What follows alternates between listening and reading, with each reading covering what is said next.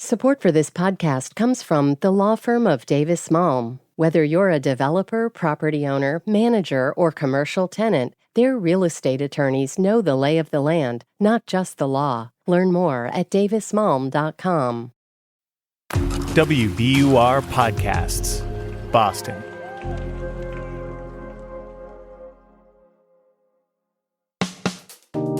I'm Daryl C. Murphy, and you're listening to The Common.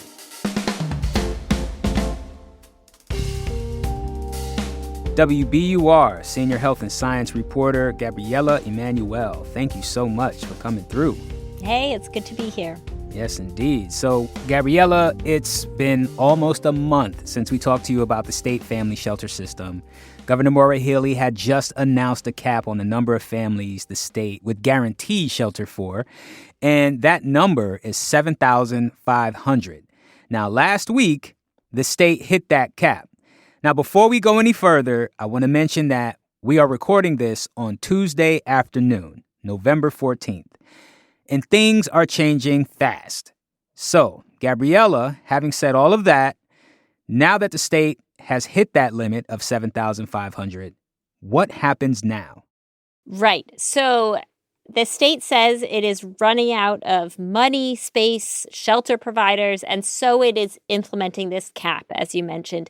Now that we've kind of officially hit this self-imposed limit, families will be waitlisted, and they can only enter shelter when another family leaves their room and it becomes vacated and available.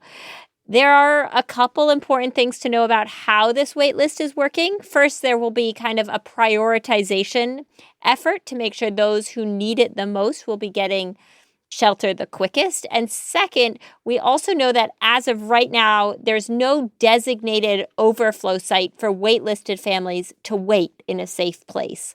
So the state has said that family welcome centers will be providing hot food and certain necessities like diapers, but they will not be providing a place for these families to stay. All right, so on this wait list, families are prioritized by health and safety concerns. Can you give us more details on what they're considering? Yes. So there are a couple different tiers to this prioritization, and there will be kind of a survey questionnaire that families will fill out once they're deemed eligible for shelter, and then they can go to almost a clinical assessment. So first, in that first tier of priority is those who are fleeing domestic violence and kind of an immediate risk. There are also certain health concerns that would bump you up to that top prioritization. These are things like a high-risk pregnancy, having a very young infant under the age of 3 months, things like that. And then you'll move down the prioritization if you need refrigerated medication or if you are relying on a device that needs to be plugged in. Those are medical conditions that would also bump you up, but not quite as much. And I should say, even if you are in one of these prioritized categories, doesn't guarantee a room. You still have to wait for a room to be vacated. Okay, and like we said, it's Tuesday afternoon. Gabrielle, as of right now, do you know how many families are on the wait list? So I can tell you the latest figures I have from the state, which are Monday, midday. There were 22 families on the wait list, which started on Friday. It's closed over the weekend. So I've been pestering state officials to try and make wait list numbers easily and publicly available. So far, that's not happened, and I've been told there's no plans to make the waitlist numbers updated on the shelter dashboard that they do keep updated. So we can request it, but it's hard to get the daily figures if you're just a member of the general public. Wow. Well, I guess if there's no place for them to stay, what are families supposed to do? That is the big question. We don't have a clear answer to that right now. The state has not set up an overflow space. They have said, state officials all the way up to Governor Maura Healey has said she would like the federal government to set up something like that. She has said a lot of the reason we are hitting capacity is because of new arrivals, migrants coming into the state. She says this is a federal issue, that we haven't dealt with immigration. So she'd like the federal government to set it up. There's a fund that the governor announced, $5 million to help community groups set up some overflow sites. But all of this is still theoretical. It's in process. It has not come to fruition. There's no place to stay on the ground right now. Understood. Now, Gabriella, have you talked to any families or caseworkers dealing with this wait list?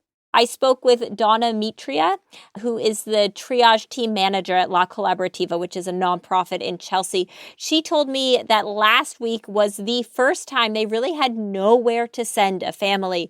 There was one particular family she told me about. This is a family of 4. They're asylum seekers, and they had been sleeping at Logan Airport, and they were going to have to split up among different private shelters because the state system wasn't an option. And I asked Mitria kind of how this family was feeling. They were just completely drained. They didn't want any sort of dinner. Like the mom, she kept telling us, se nos quitó el hambre, which means like my hunger was taken from me because of the stress. So this family did end up staying together in a church for the weekend, but what this week will bring is entirely unclear. One thing I'm wondering about all of this, Gabriella, is these families are coming here looking for shelter, and you don't have an overflow space. I'm wondering, what does the policing of that look like for these families? Are we risking potential law enforcement issues? So there is a team, State Trooper F at Logan Airport, and my understanding is that they've been working with a lot of families that have shown up in Massachusetts, and that they've been actually very helpful towards them, helping them get food and transition onto these family welcome centers where you can get some of those basic necessities, helping them get to a spot where they can apply for shelter, get on that wait list. Okay. My understanding is that many people, especially longtime residents in Massachusetts who are turning to the shelter system, will either be doubling up with friends or relatives, whatever is available. They'll be turning to churches. They'll be turning to their car.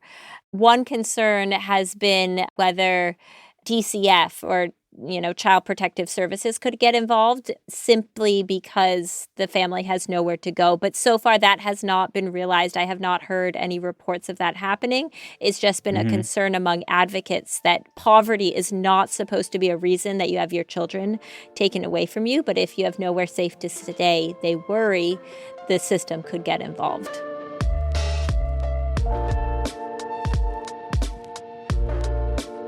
We're going to take a quick break, but we'll be right back.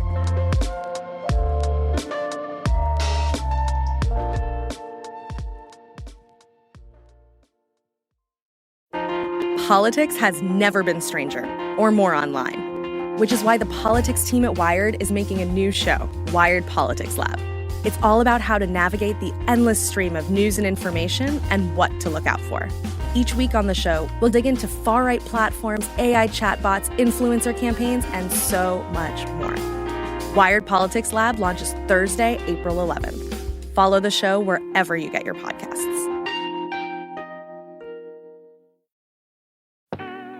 And we're back with more from Gabrielle Emanuel. What are state lawmakers doing about this? So months ago, Governor Maura Healey requested supplemental funding to support the state's family shelter system. $250 million is what she asked for. They have just begun to work on actually moving that forward. Things are in process right now as we speak. So we don't have a full answer. Wednesday before midnight, which is when the formal session ends, we should know whether additional funding has been allocated to the program.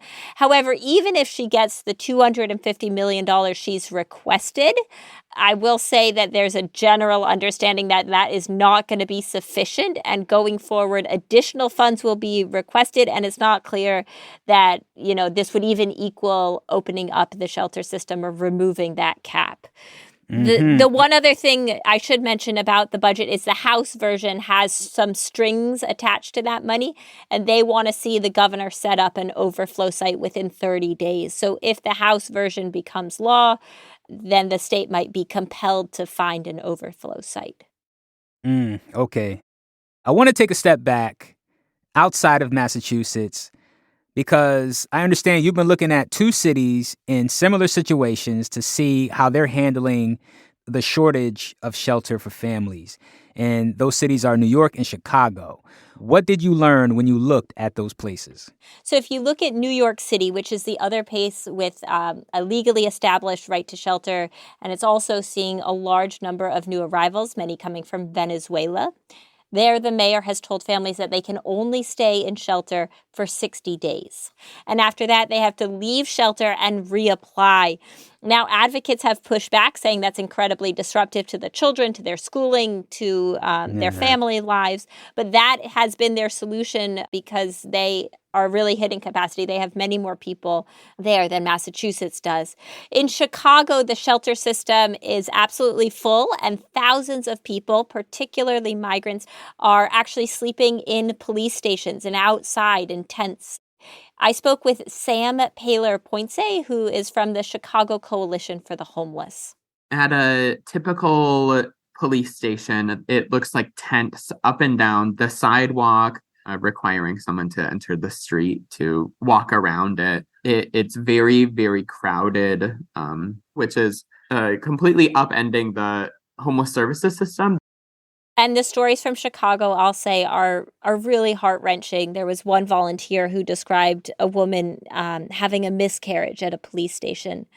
So I think in many places you look around the country, there is this search for answers and search for how do you support people who need housing at this moment. Man, that's, the story you just mentioned out of Chicago. That's heartbreaking. Yeah, it really is. So, Gabriella, it's November. It's getting cold.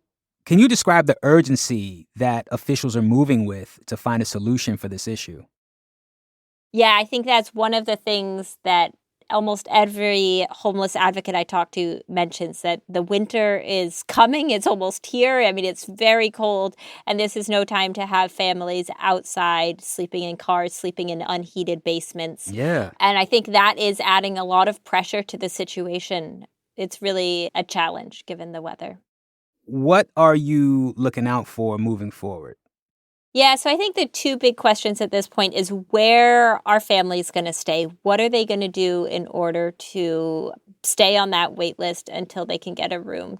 The other big question to me is the funding, whether it's going to pass, right now in the next day or two, or do we have to wait till January for lawmakers to come back and figure out the situation?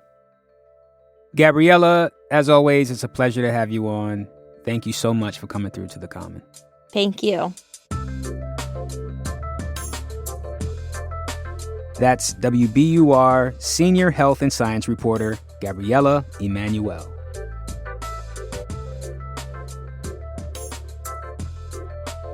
And that's our show for today. Thank you so much for listening to The Common. If you like what you're hearing, please go to wherever you listen to podcasts, especially Apple or Spotify. Rate and review us. Let us know how you're liking the show.